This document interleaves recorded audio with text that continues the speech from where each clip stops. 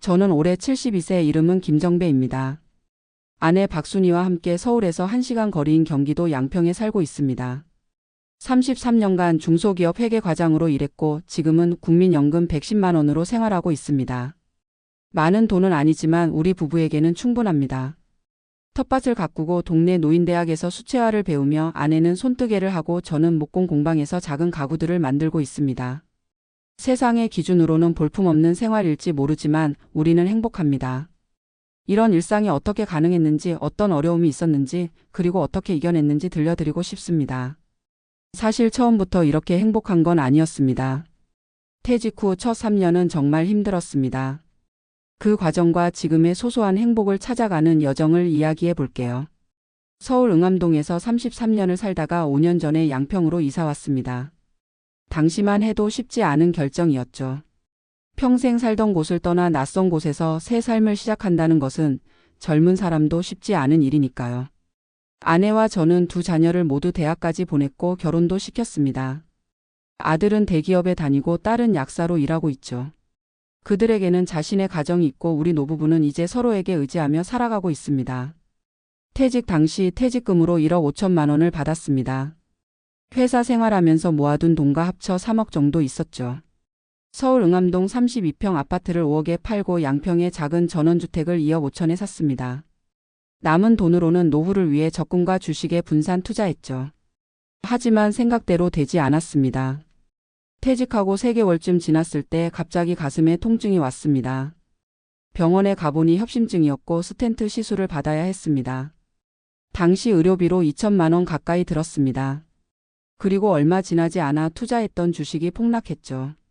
1억 넘게 투자했던 주식이 절반 이하로 떨어졌습니다. 그때 정말 막막했습니다.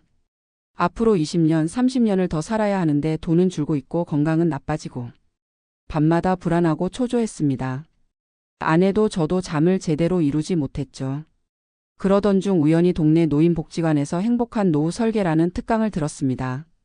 거기서 만난 선생님이 저에게 해주신 말씀이 지금의 생활을 찾게 된 계기가 되었습니다. 부자가 되는 것보다 필요한 것이 적은 사람이 되는 게 더 쉽습니다. 이 말이 제 마음을 두드렸습니다. 그 후 아내와 함께 우리의 삶을 다시 설계했습니다. 먼저 욕심을 버렸습니다. 정말 필요한 것은 무엇인지 고민했죠. 젊은 시절에는 소유와 성취가 중요했지만 이제는 건강과 평안이 더 중요하다는 것을 깨달았습니다. 둘째, 소비를 줄이고 생산을 늘렸습니다. 집 뒤편에 있는 200평 땅에 텃밭을 일구기 시작했습니다. 처음에는 허리도 아프고 손에 물집도 잡혔지만 점차 익숙해졌죠. 이제는 상추, 고추, 토마토, 가지, 오이 등 거의 모든 채소를 직접 기릅니다. 계절마다 수확의 기쁨을 누리고 있습니다. 셋째, 새로운 취미를 찾았습니다. 아내는 평소 손재주가 좋아 손뜨개를 배웠고 저는 목공에 관심이 있어 동네 목공방을 다니기 시작했습니다.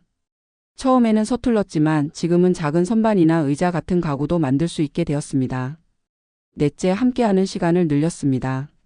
아침에 일어나면 부부가 함께 텃밭에 나가 일하고 오후에는 각자의 취미 활동을 하거나 동네 산책을 합니다. 저녁에는 TV를 보거나 책을 읽으며 하루를 마무리하죠. 이런 변화를 통해 우리는 월 100만 원 정도의 생활비로도 충분히 행복하게 살 수 있다는 것을 알게 되었습니다. 국민연금 110만 원에 간간히 주식 배당금이 조금 들어오고 또 자녀들이 용돈도 주니 그럭저럭 살만합니다. 가끔은 텃밭에서 나온 채소를 팔기도 해요. 동네 작은 장터가 있는데 거기서 주말마다 직접 기른 채소를 팔면 한 달에 20-30만 원 정도 벌 때도 있습니다. 그 돈으로 책도 사고 여행 자금도 모으고 있어요. 그럼 이제 우리의 일상을 좀 더 자세히 들려드릴게요. 아침 5시 30분 어김없이 울리는 알람 소리에 눈을 뜹니다. 젊었을 때부터 일찍 일어나는 습관이 있어 지금도 새벽에 일어납니다. 아내는 보통 6시쯤 일어나죠. 저는 혼자 커피 한 잔을 마시며 하루를 시작합니다. 창밖으로 보이는 산과 들은 계절마다 다른 모습을 보여주는데 그 풍경을 바라보는 것만으로도 마음이 평온해집니다. 아내가 일어나면 함께 간단히 아침을 먹습니다. 보통은 밥과 국 그리고 텃밭에서 딴 채소로 만든 반찬 2-3가지로 식사를 합니다. 밥 먹으면서 오늘 할 일에 대해 얘기를 나눕니다. 오늘은 상추를 좀 따야겠어요. 이제 많이 자랐더라고. 그래요? 나는 오이 지지대를 좀 고쳐야겠어. 비가 와서 좀 기울어졌더라고. 이런 소소한 대화를 나누며 하루를 계획합니다. 식사 후에는 함께 텃밭으로 나갑니다. 아침 햇살을 받으며 텃밭 일을 하는 것은 정말 행복한 시간입니다. 땀을 흘리며 작물을 돌보는 동안 몸도 마음도 건강해지는 느낌이 들어요. 텃밭 일은 보통 9시까지 하고 그 후에는 각자의 시간을 보냅니다. 저는 화요일과 목요일에는 동네 노인대학에서 수채화를 배웁니다. 처음에는 붓을 어떻게 잡는지도 몰랐지만 이제는 우리 동네 풍경을 그럴듯하게 그릴 수 있게 되었어요. 수요일과 금요일에는 동네 목공방에 갑니다. 처음에는 망치질도 제대로 못했는데 지금은 작은 의자나 선반 같은 가구도 만들 수 있게 되었습니다.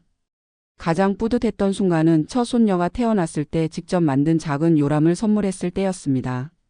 아들과 며느리가 정말 좋아했고 손녀도 그 요람에서 편안하게 잘 자더라고요. 아내는 월요일과 수요일에 동네 주민센터에서 운영하는 손뜨개 교실에 다닙니다.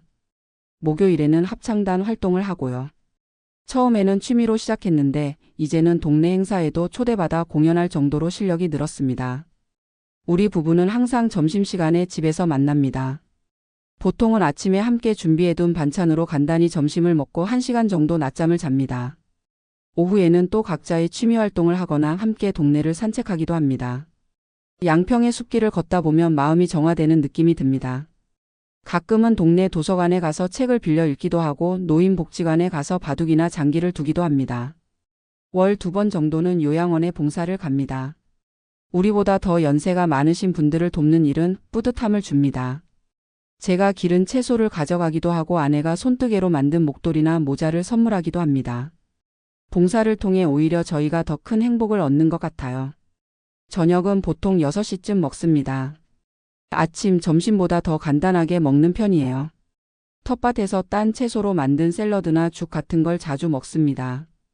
저녁 식사 후에는 TV를 보거나 책을 읽습니다. 가끔은 동네 친구들과 모여 이야기를 나누기도 하고 또 가끔은 자녀들과 영상통화를 하기도 합니다. 9시쯤이면 잠자리에 듭니다.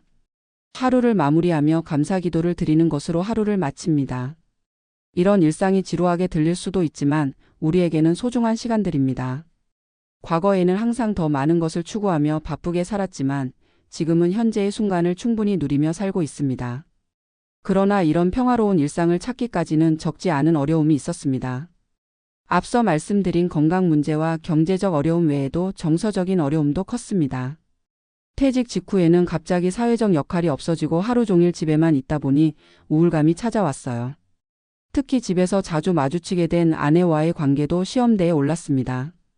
젊었을 때는 각자 바빠서 하루에 몇 시간 얼굴 보기도 힘들었는데 갑자기 하루 종일 같이 있다 보니 사소한 것들로 자주 다투게 되었습니다. 왜 이렇게 TV 소리를 크게 틀어요? 왜 항상 물건을 제자리에 두지 않는 거예요? 이런 사소한 말다툼이 하루에도 몇 번씩 일어났습니다. 한 번은 정말 심하게 다퉜던 적이 있어요. 제가 퇴직 후 우울감 때문인지 짜증을 자주 냈고 아내가 한마디 했습니다. 당신 회사 다닐 때는 늘 바쁘다고 집안일 신경도 안 썼으면서 이제 와서 이것저것 간섭하지 마세요. 그 말에 서로 상처받고 이틀 동안 말도 안 했습니다. 그때 우연히 TV에서 실버부부 상담 프로그램을 보았어요. 거기서 상담사가 한 말이 마음에 와닿았습니다. 노년의 부부는 서로의 새로운 모습을 발견하고 다시 사랑하는 법을 배워야 합니다. 그 말을 듣고 아내와 진지하게 대화를 나눴습니다. 우리는 서로의 입장을 이해하려고 노력했고 함께 할 수 있는 활동을 찾기 시작했습니다. 그렇게 시작한 것이 텃밭 가꾸기였어요. 처음에는 서툴렀지만 함께 흙을 만지고 식물이 자라는 모습을 지켜보면서 우리의 관계도 다시 싹을 틔웠습니다. 또 다른 어려움은 자녀들과의 관계였습니다. 자녀들은 우리가 서울에서 멀리 떨어진 양평으로 이사가는 것을 반대했어요. 아버지, 어머니 거기서 갑자기 아프시면 어떡해요? 가까이 사셔야 저희가 자주 찾아뵐 수 있잖아요. 이런 걱정의 말들이 있었지만 결국 우리의 선택을 존중해 주었습니다. 대신 매주 영상통화를 하고 한 달에 한 번은 꼭 만나기로 약속했습니다.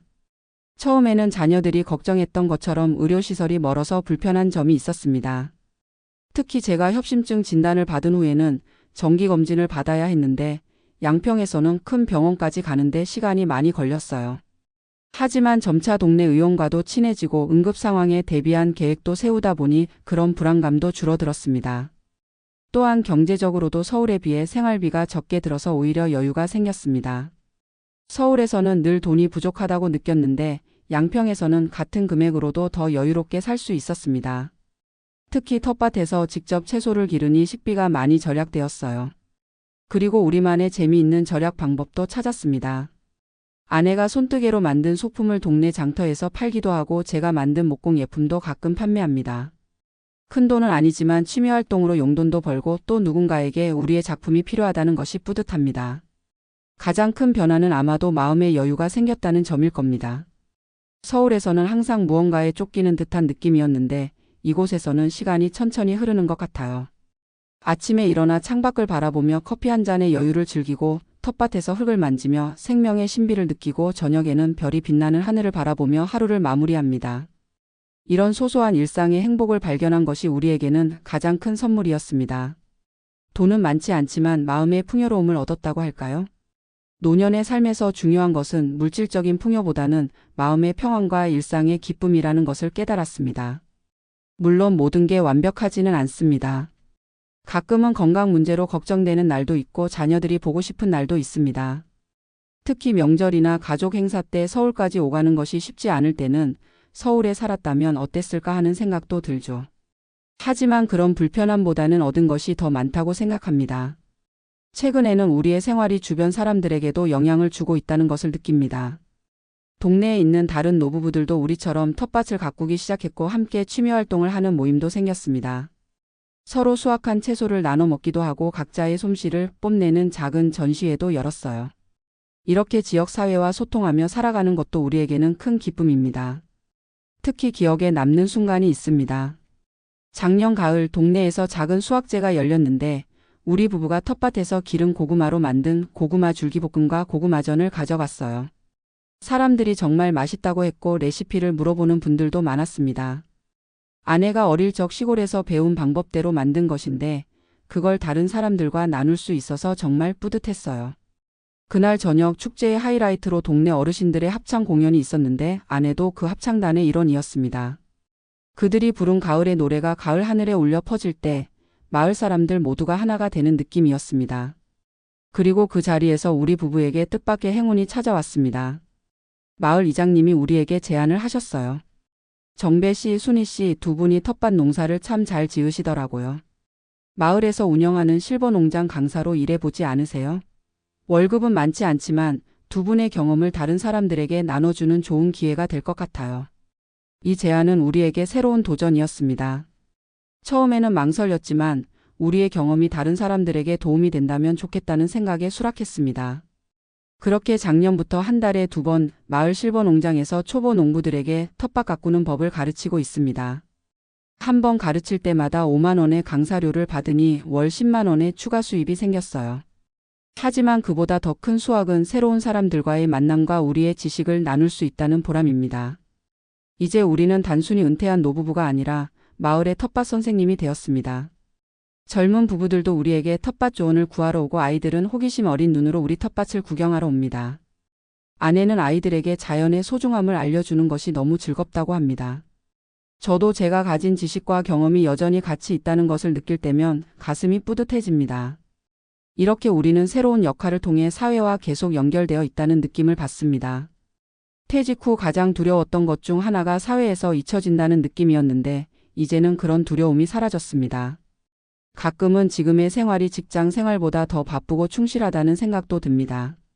하지만 이것은 스스로 선택한 바쁨이고 즐거움을 주는 활동들이라 전혀 피곤하지 않습니다. 오히려 이런 활동들이 우리의 건강에도 도움이 되는 것 같아요. 연세 드신 어르신들이 활동을 줄이면 금방 기력이 떨어진다고 하잖아요.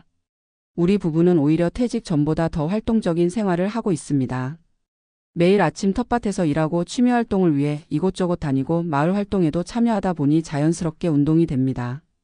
덕분에 저의 혈압도 안정되고 아내의 당뇨 수치도 좋아졌어요. 의사 선생님도 놀라시더라고요. 두 분처럼 활기차게 노년을 보내는 분들이 드물어요. 약보다 좋은 건 역시 활동적인 생활이네요. 사실 가장 보람 있는 순간은 자녀들이 우리의 새로운 모습을 보고 놀라워할 때입니다. 처음에는 걱정했던 아들과 딸이 명절에 놀러 왔다가 우리의 변화된 모습을 보고 깜짝 놀랐어요. 아버지 서울에 계실 때보다 훨씬 건강해 보이세요. 어머니 이렇게 많은 채소를 직접 기르시다니 대단하세요. 자녀들은 우리가 만든 반찬과 채소를 서울로 가져가기도 하고 가끔은 손주들을 데리고 와서 자연을 체험하게 합니다. 아이들이 직접 고추를 따고 토마토를 수확하는 경험은 도시에서는 할 수 없는 소중한 경험이 되겠죠. 지난번에는 손자가 학교 자연 관찰 숙제로 우리 텃밭을 소개하는 발표를 했다고 해요. 다른 친구들이 부러워했다며 자랑스러워 하더라고요. 이렇게 우리의 새로운 삶은 자녀와 손주들에게도 좋은 영향을 미치고 있습니다. 퇴직 후에 새로운 가치를 창출하고 있다는 점이 가장 기쁩니다. 노년의 삶은 단순히 젊은 시절의 연장이 아니라 새로운 삶의 시작이라는 것을 깨달았습니다. 지금 생각해보면 퇴직 직후에 그 어려운 시간들이 있었기에 오히려 우리는 더 깊이 생각하고 진정한 행복이 무엇인지 고민하게 되었던 것 같습니다. 경제적 어려움과 건강 문제, 그리고 정서적 혼란을 겪지 않았다면 오히려 지금의 행복을 발견하지 못했을지도 모릅니다. 어려움이 우리를 더 강하게 만들었고 삶의 본질에 대해 다시 생각하게 했습니다. 매일 아침 텃밭에서 새싹이 돋아나는 모습을 보며 저도 새롭게 태어난 기분이 됩니다. 특히 봄이 오면 텃밭에는 활기가 넘칩니다. 작년에 심은 마늘과 양파가 쑥쑥 자라고 새로 심은 상추와 시금치도 싹을 틔웁니다. 아내와 함께 무릎을 꿇고 작은 모종들을 심을 때면 우리도 이 땅에 뿌리를 내리고 있다는 느낌이 듭니다. 요즘 특히 재미있는 시도를 하고 있어요. 동네에서 된장 담그기 모임이 생겼는데 우리 부부도 참여했습니다.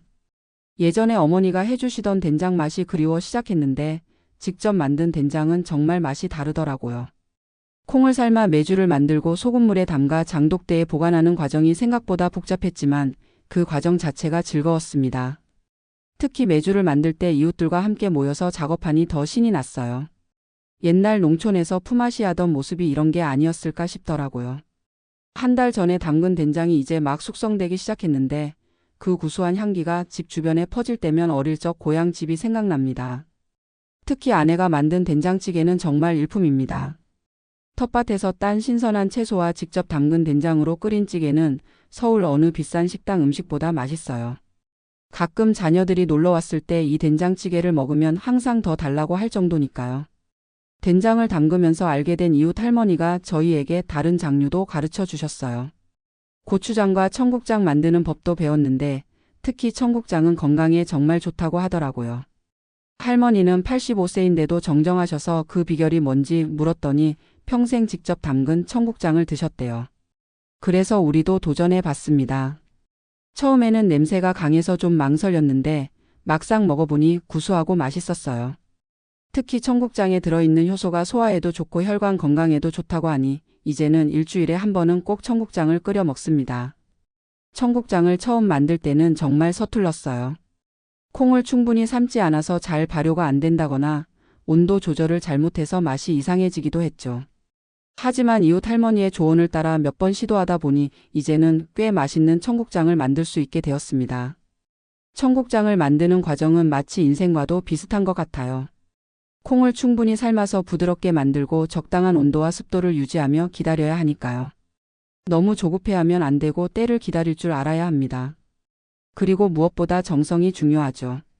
청국장뿐만 아니라 텃밭의 모든 작물들이 그렇습니다. 매일 아침 물을 주고 잡초를 뽑고 벌레를 잡아주는 정성이 있어야 좋은 열매를 맺습니다. 이런 과정을 통해 노년의 삶에 대해서도 많은 것을 배웠습니다. 젊었을 때는 빠른 성과와 결과를 중요시했지만 이제는 과정의 소중함을 알게 되었어요. 하루하루 성실하게 살아가다 보면 결국 좋은 결실을 맺는다는 것을요.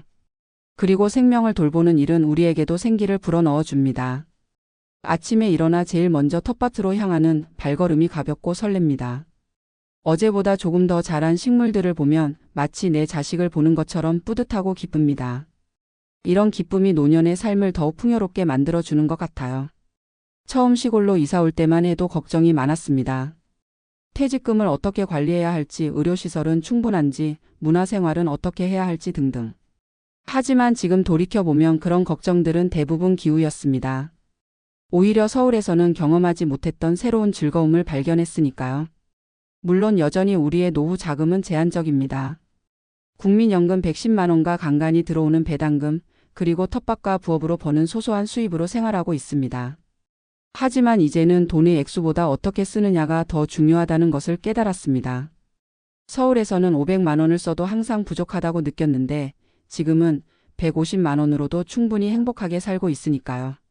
소비를 줄이고 생산하는 삶을 살다 보니 오히려 경제적으로도 여유가 생겼습니다. 우리가 먹는 채소의 대부분은 텃밭에서 나오고 된장, 고추장, 청국장도 직접 만들어 먹으니 식비가 많이 절약됩니다. 취미활동도 대부분 지역 주민센터나 노인복지관에서 무료로 배울 수 있어요. 그리고 무엇보다 중요한 것은 우리의 욕심이 줄었다는 점입니다. 더 큰 집, 더 좋은 차, 더 비싼 옷. 이런 것들에 대한 욕심이 사라지니 자연스럽게 지출도 줄었습니다. 대신 우리는 자연과 함께하는 시간, 이웃과 나누는 정, 그리고 소소한 취미활동에서 행복을 찾게 되었습니다. 이런 변화는 자연스럽게 이루어진 것이 아니라 의식적인 노력의 결과였습니다. 퇴직 후 3년간의 혼란기를 거치면서 우리는 많은 것을 배웠고 그 경험을 바탕으로 새로운 삶의 방식을 찾아갔습니다. 특히 아내와 저는 서로에게 더 많은 대화와 이해가 필요하다는 것을 깨달았습니다.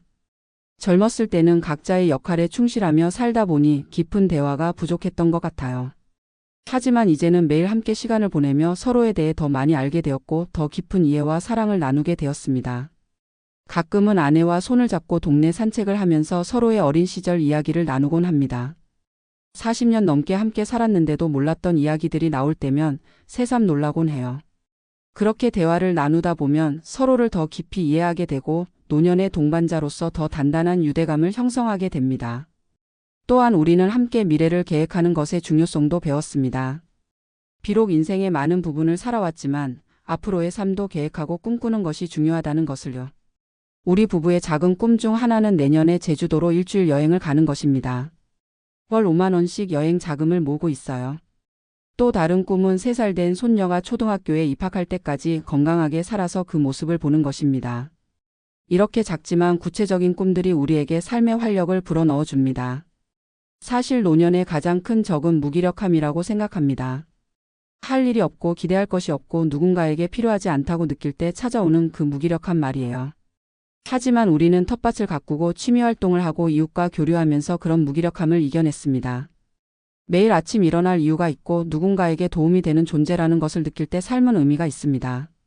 지난 봄에는 마을 초등학교에서 저희를 초청해 아이들에게 텃밭 가꾸기를 가르쳐 달라고 했어요. 아이들이 호기심 어린 눈으로 우리의 말에 귀 기울이고 작은 씨앗을 심으며 즐거워하는 모습을 보는 것은 정말 보람찼습니다. 어린 아이들에게 우리의 경험과 지식을 나눌 수 있다는 것이 얼마나 소중한 기회인지 모릅니다. 이렇게 우리는 나이가 들어갈수록 오히려 삶의 의미와 기쁨을 더 깊이 발견하고 있습니다. 물론 노화에 따른 신체적 제약은 있습니다. 예전보다 체력이 떨어지고 관절이 아프기도 하고 기억력도 조금씩 흐려집니다. 하지만 그런 변화를 자연스럽게 받아들이면서도 할 수 있는 것에 집중하려고 노력합니다.